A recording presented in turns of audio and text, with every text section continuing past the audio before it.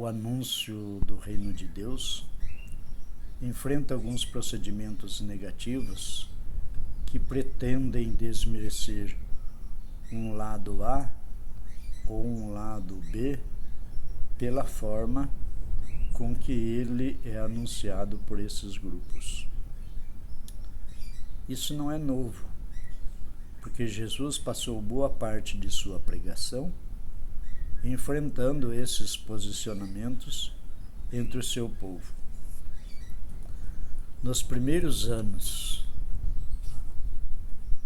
da expansão do cristianismo, não foi diferente. Estevão foi o primeiro a sofrer as consequências dessas contradições, como está em Atos capítulo 6, versículo 8 a 10, e depois no capítulo 7, versículos 54 a 59. O texto se inicia dizendo que Estevão fazia prodígios e grandes sinais. Então sua atuação se manifestava nas suas atividades pastorais. Evidentemente, elas eram consequências das suas pregações, mas a primeira inveja dos teólogos, estudantes, pesquisadores, intelectuais, era por causa das suas ações.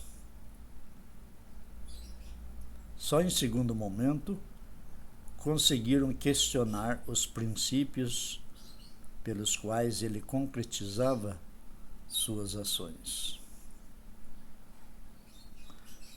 Esse capítulo dos Atos dos Apóstolos fala da Sinagoga dos Libertos.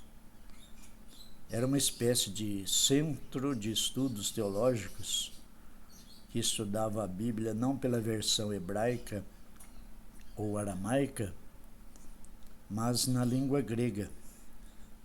Parece que era uma espécie de instituto de estudos dito moderno nos métodos para aquela época, mas parece também que eram conservadores nos seus princípios. Essa dicotomia teológica nunca desapareceu. No tempo de Tomás de Aquino, havia teólogos pensadores diferentes. Molina, por exemplo, Soares e outros também. Nunca foram condenados como heréticos, mas deixaram seu legado na teologia. Então, não quer dizer que estavam errados, mas que a teologia assumiu uma forma como sendo a melhor, e foi a metodologia de Tomás de Aquino.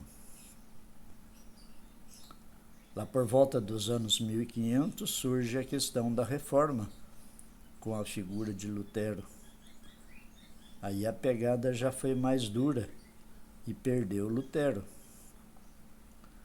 Todos os concílios tiveram os grupos conservadores, dogmatistas, e os reformadores, pastoralistas, progressistas. De 1959 a 1965, aconteceu o Vaticano II, mesma coisa. Havia os que queriam o dogmatismo absoluto e os que queriam o pastoralismo absoluto. Por sorte, havia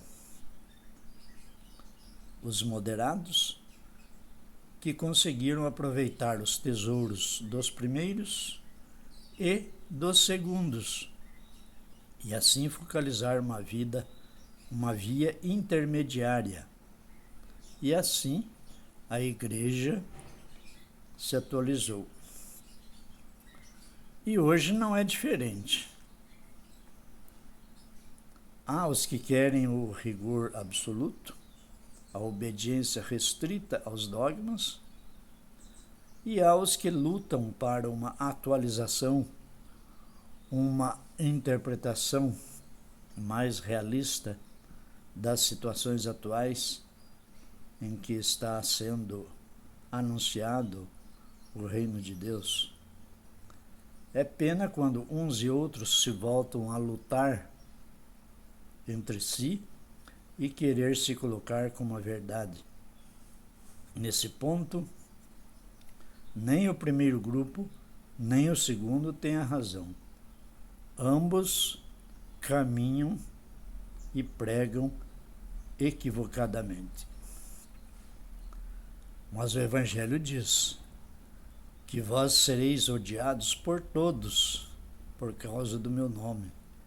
Mas quem perseverar até o fim, esse será salvo. Mateus capítulo 10, versículo 17 a 22. Então a questão não é mostrar qual deles tem a verdade, mas interpretar as ações que fazem, a prática que demonstram em sintonia absoluta com a boa nova de Jesus, não aquela de alguns trechos e de alguns dogmas. E o critério é confrontar as atividades com as ações de Jesus na prática, como Estevão.